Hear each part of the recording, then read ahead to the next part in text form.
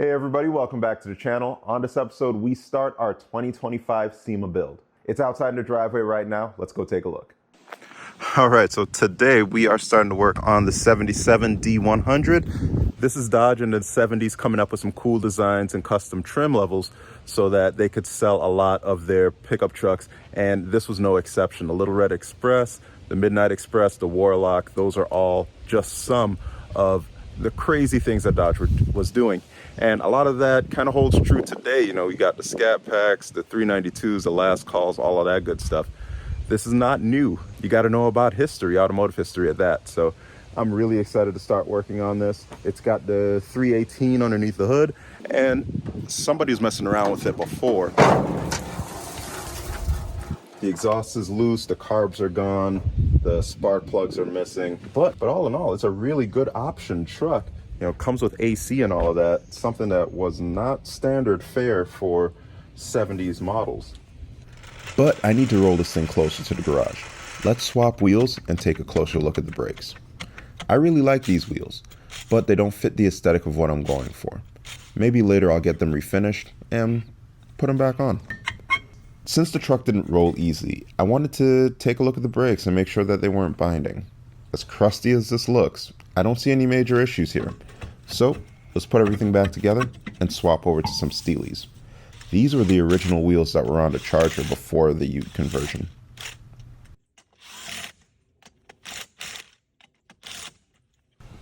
While I use the Avalanche to roll this thing down the hill, let's talk about the game plan. The plan for this build is to keep the patina. Every ding and dent tells a story. With the wheels and exhaust, it won't be a sleeper, but it will be a wolf in sheep's clothing. This will be a frame-off resto. Under the hood and inside the cab, it'll be totally redone.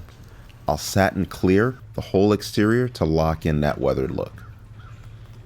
Gen 3 Hemi and 8 HP swap. These D-Series trucks are gaining so much popularity. I've partnered with some big names to show you the recipe for getting 700 horsepower into your frame rails and look good while doing it. My original plan was to use the Ram 1500 as a donor, but it's in too good of a shape to break up for parts, so you'll see that on the channel next year. Modern mods. It may look like a 77, but I want to bring modern day styling and attitude. So we've got a laundry list of things that we're going to do: lowering, 3-piece wheels, disc brake conversion, shaved firewall, and more. Really excited to show you everything that's to come, but you gotta like, share, and subscribe to see more and make sure you don't miss out.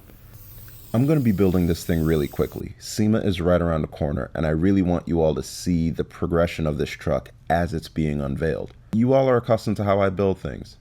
A lot of thought, energy, and effort goes into every detail, so if you want to know the behind the scenes and how everything came to be, then just continue to watch. We'll have updates weekly.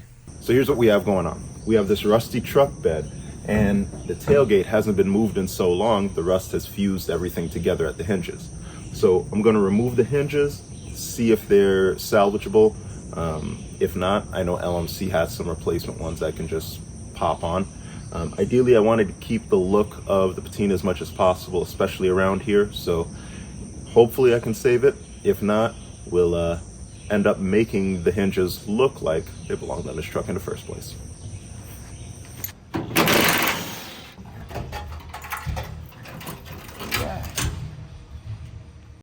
We are a far cry from the original red oak that was in this bed.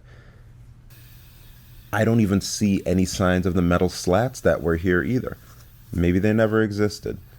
But either way, we got to get all of this old debris out of the way so we can clear way for the rest of the disassembly. Thankfully, rotted wood means that it lifts easy, so no tools required, just to pry them off. This might be a good omen. We're seeing new life rising up out of old things. If you're interested in replacing your wood bed or slats, LMC has a really great deal going on right now.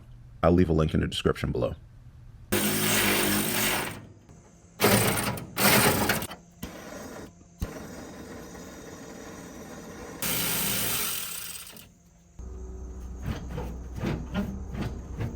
And since I'm replacing this fuel hose anyway, might as well just cut it. And since there's reverse lights and turn signals here, I want to be able to remove these connectors as well. After I installed the 6.2 LS in my 442, that video in the corner, I told myself I wouldn't use the old engine hoist anymore. I found a $200 shop crane on eBay and spent some time putting it together. Relatively problem-free until one of the bolt holes wasn't open. The leg on the right side should have had 2 holes. Thankfully, the hole was cut, and a punch made quick work of that. Now we can get started on lifting the bed and the cab off the frame. What I'm doing here is lifting up on the 2 cross members that the bed has, and just wrapping a strap around that so I can lift everything up. You may notice that those steps right there have holes in them, typically for exhaust stacks. Only the Little Red Express had vertical exhaust stacks. The Warlock typically just had 2 exhaust pipes going out the rear. We're going to embrace what the previous owner wanted to do and add 5-inch exhaust stacks to it. I think it's going to look really mean, especially with the paint job, patina job that we're going for. It was a little tricky to get the bed off. You know, those fenders are pretty deep, the tires are somewhat wide, and I'm working on a hill. But once I was able to get it over the hump, everything came down nice and easy. We're well on our way to getting the rest of this truck disassembled. All right, so we got the bed off. We have all the access we could ever want to the suspension and the fuel system. And we're gonna take care of this right away. We're gonna start to clean up everything, get all of the leaves, debris, gunk, dirt, all of that out of here. And then we'll concentrate on cleaning up the frame, painting that after we start to strip away at some of these bits that aren't really necessary anymore. Are these like the original coilovers? Like the first coilovers that were ever made? Let me know in the comments. I've never seen something like that before, but the clamps that are on the top and the bottom of these, they're really, really weird. They look primitive, you know, so I'm not sure if we'll need them. Are they considered helpers because we already have leaf springs? What's going on here? Besides that, now I can release these fuel tank straps, get that down. On closer inspection, I thought I would be able to use this fuel tank, but look at that. It's got a crack in it. So I'm not all that comfortable with patching one up. So I'm gonna take a look online to see what a new tank would cost, how quickly it can get here, and just concentrate on cleaning up the rest of all of this. All right. So we are about to take out the windshield. I want to remove this seal and see how bad the area up here is. I can see some holes right in here, but I want to see how bad it is. I got to replace this windshield. It's delaminating on this side. The rest of the glass looks good. I'm even going to leave in the rear glass just because this is kind of difficult to find, especially the seal. And I'm concerned that I won't be able to find one that fits as perfectly as it does right now. So we'll start off by ripping out this seal, seeing what's underneath it, and then we can go from there.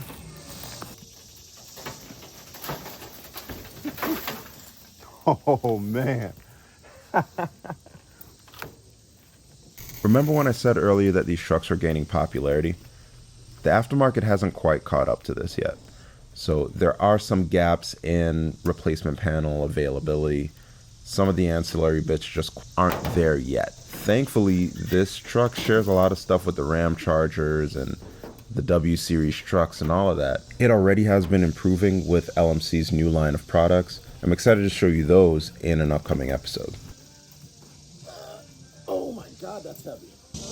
So here's what it looks like all close up. Thankfully, the lower section looks good, but that upper part is a bear because, as you can see, that lower piece of metal curves into the inside roof. So all of that, none of that is good.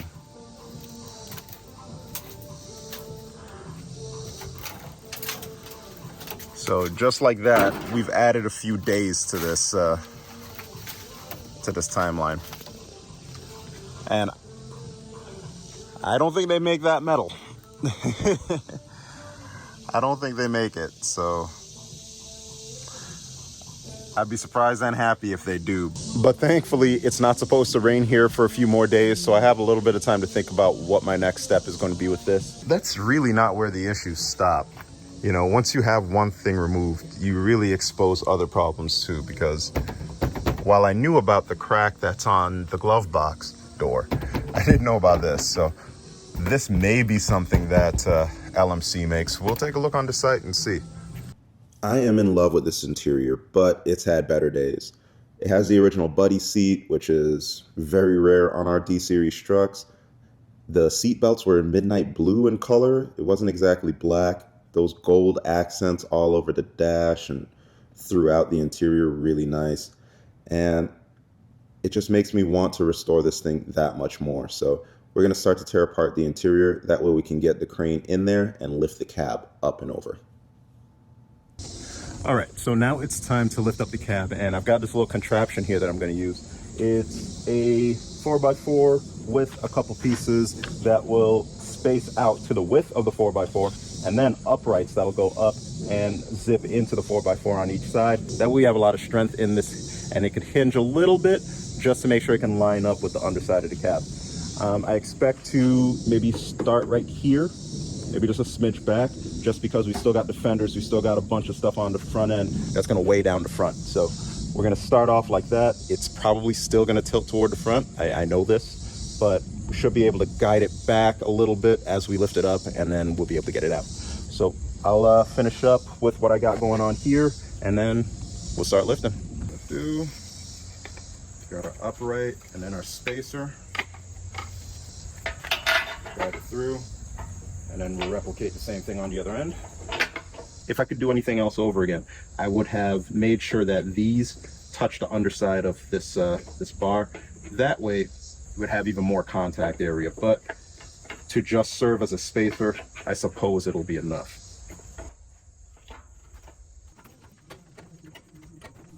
Now this cab fought me on its way up.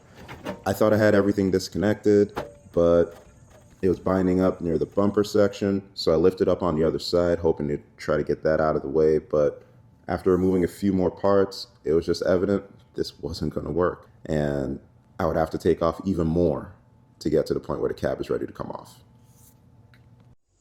All right, so I thought I'd be able to get everything off with just the jack here, but unfortunately it's just not enough. It's too weighted on the front end. So what I'm going to do is I'm going to take off both fenders, the core support, and the inner fender wells, all by loosening up these bolts. So there's two nuts right in here. There's a third nut in here, and then there's two more under here. So I was able to get the one on the backside out, but the one on the front is just rusted. And unfortunately, the one on the other side is the same. There's one more bolt that was in here, right in that fender well area. I was able to get that one out, but unfortunately, those two rusty bolts are stopping me. I don't have the patience for it right now. I want to be able to get it off tonight. So what I'm going to do is I'm just going to cut straight across that that fender, making sure not to cut the frame side of that that metal, and just pop it off after that. Shout out to my buddy Garrett for coming over and helping out. I usually work on these cars on odd hours after work, so it may be kind of difficult to find a second person, but he always comes through. Every word. Wow. Nice. I never had pros, right?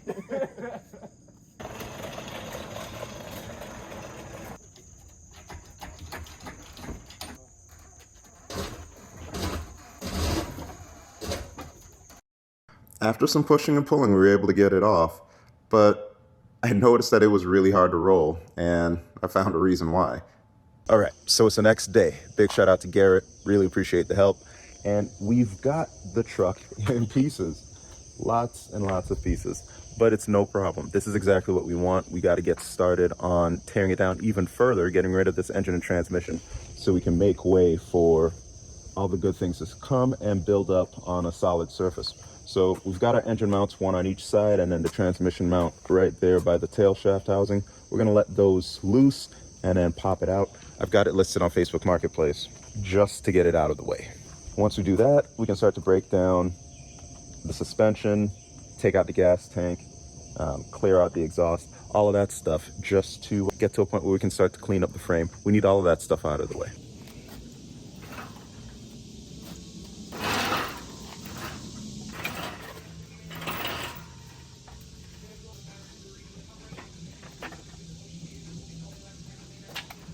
It is crazy to see what once was one truck is now a bunch of parts spread out all across my driveway.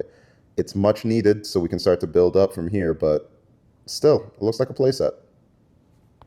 Every great build needs a solid foundation, so I needed to get this frame sandblasted and painted. I found this father-son duo on Facebook Marketplace. They usually handle commercial vehicles, but they were willing and happy to help out. They picked up and dropped off the frame, used fine sandblasting media, and painted everything in a durable frame paint. They gave me options for color, but I chose black. Other people may opt to powder coat or coat from a totally bare frame. However, that would overcomplicate the build and slow things down. This is a driver, not a garage queen. So all it needs to do is look good and perform. I had the frame back the very next day, and the results speak for themselves. All right, so it's the next day, and I can't believe the entire frame is just ready to go like this. Just 24 hours later, it's just great. And we already saw what it looked like before, so we had a lot of areas that needed love, and at this we're starting off with a really fresh base, so I'm really happy that I took the time to pull everything and turn it over to the right guy to have the work done. Now with that, there's a couple areas that still need some attention. He did say to let it dry in the sun for 3 days and then power wash it off. There's still sand in some of the crevices, stuff like in here and in here. As you can see, it's not 100% perfect job, but I'll be able to touch it up with my frame paint and make sure everything is good to go before the engine and all of the other bits go back on. We already know that the shocks and the lower control arms are going to get replaced with some of the van style ones just to get it a little bit lower, and all of the rubber bushings, those are all going to be replaced anyway, so a lot of this doesn't need to be touched up anyway. All right, so that's where we'll end this episode. Thank you so much for watching. On the next one, I start a father-son duo of my own. We get the engine and transmission sitting in the frame, and we start to put all of the pieces together. Like, share, and subscribe. Talk to you on the next one.